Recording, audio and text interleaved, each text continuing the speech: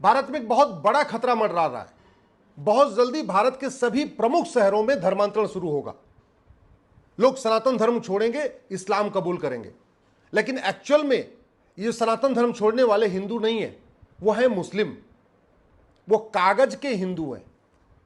2014 के पहले तक जो बांग्लादेशी रोहिंग्या थे वो भारत में अपने असली नाम से आधार बनवा रहे थे, अपने असली नाम से सारे डॉक्यूमेंट बनवा रहे थे। लेकिन 2014 के बाद जब से केंद्र में बीजेपी की सरकार आई है, उसके बाद कई राज्यों में बीजेपी की सरकार आ गई है, हिंदुत्व के प्रति लोगों की धारणा बढ़ी है, हिंदू जागा है।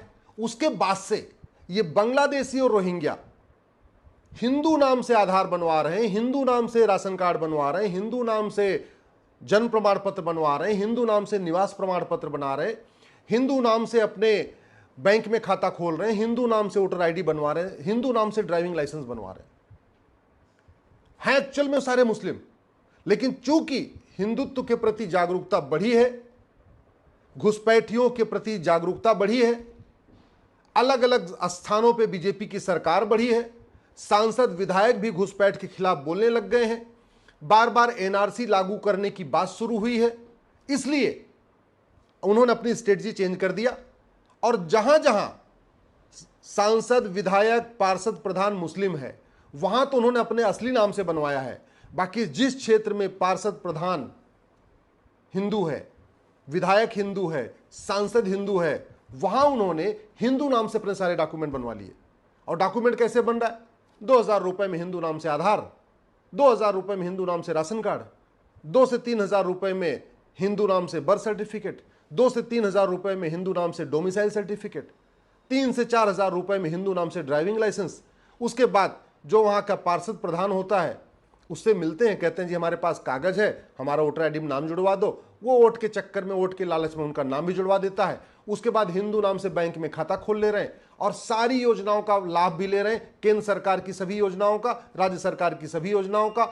हिंदू नाम से मुफ्त राशन ले रहे हैं, हिंदू नाम से जो है ड्राइवर बन चुके हैं, हिंदू नाम से अपनी दुकानें उन्होंने खोल लिया है, हिंदू नाम से वो किसान सम्मान निधि ले रहे हैं, हिंदू नाम से मुफ्त मकान ले रहे हैं।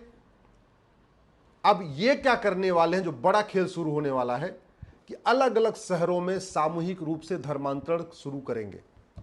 पूरी दुनिया में ये मैसेज देंगे कि सनातन धर्म बहुत खराब है, सनातन धर्म में छुआछूत है, सनातन धर्म में ब्राह्मणवाद है, ऊंच नीच का भेद है, दलित बनाम सवर्ण है। जो दुनिया भर का जो माओवादियों का अपना, इनका वामपंथियों का प्रोपोगंडा है, उस प्रोपोगंडा को प्रमोट करेंगे और जगह जगह बड़े बड़े 5,000, 8,000, 10,000 लोग सामूहिक रूप से कन्वर्ट होंगे।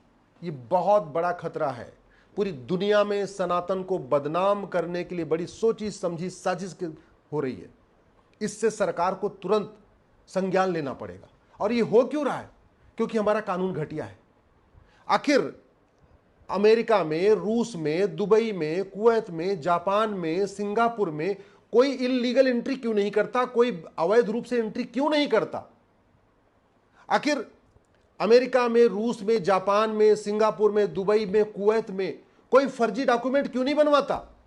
हमारे यहां अवैध रूप से एंट्री इसलिए होती है कि हमारा कानून घटिया है, और हमारे यहां फर्जी डॉक्यूमेंट इसलिए बनवा लेते हैं क्योंकि वो भी कानून हमारा घटिया है। इसलिए मैं सरकार से निवेदन कर रहा हूं, जब तक बाउंड्री बनेगी तब बनेगी। स्वाभाविक सी बात है, बांग्लादेश की जो बाउंड्री वो 4,000 किलोमीटर की है। अब 4,000 किलोमीटर पूरी बाउंड्री बनाने बहुत टाइम लगेगा, लेकिन सरकार तत्काल कानून बनाए, भारत में अवैध रूप से एंट्री करने को गंभीर अपराध घोषित करे। भारतीय न्याय संहिता में एक चैप्टर जोड़े, ऑफेंस रिलेटिंग टू इन्फिल्ट्रेशन, घुसपैठ से संबंधित अपराध।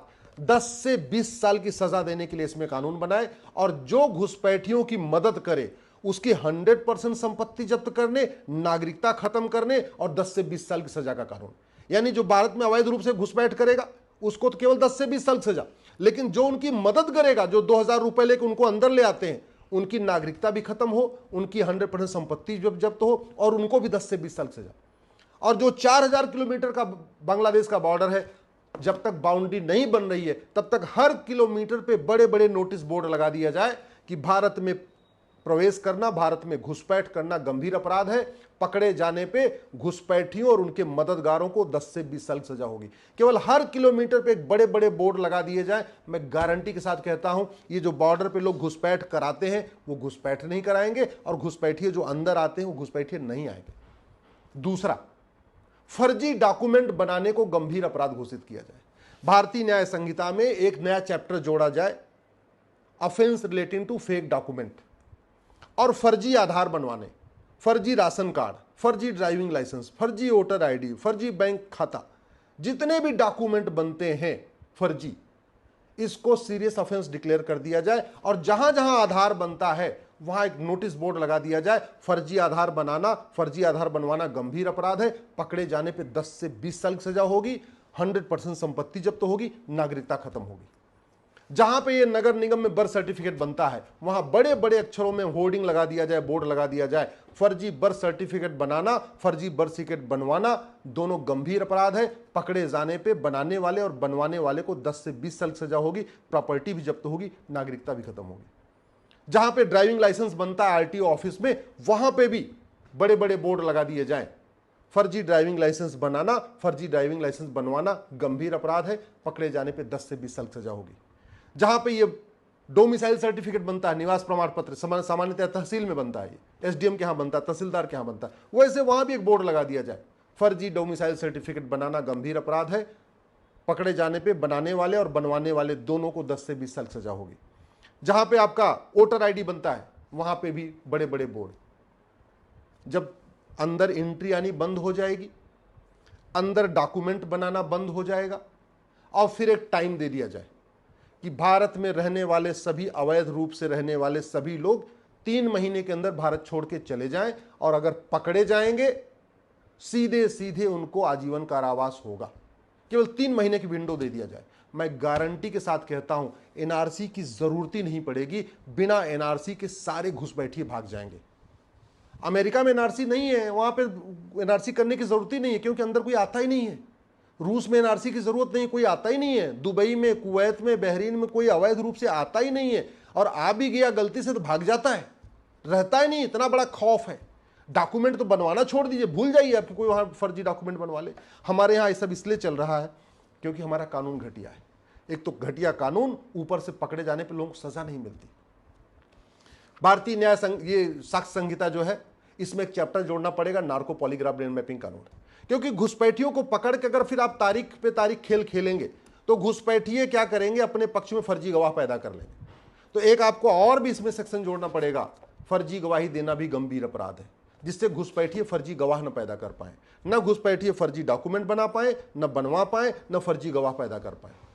आप केवल और इतना काम करिए कि 10-20 घुसपैठियों को पकड़िए, उनका narco polygraph brain mapping test करिए, उनसे पूछिए कि उनको आधार किसने बना दिया, राशन कार्ड किसने बनाया, ड्राइविंग लाइसेंस किसने बनाया, वोटर आईडी किसने बनाया, बर्थ सर्टिफिकेट किसने बनाया, बैंक में खाता किसने खुलवाया।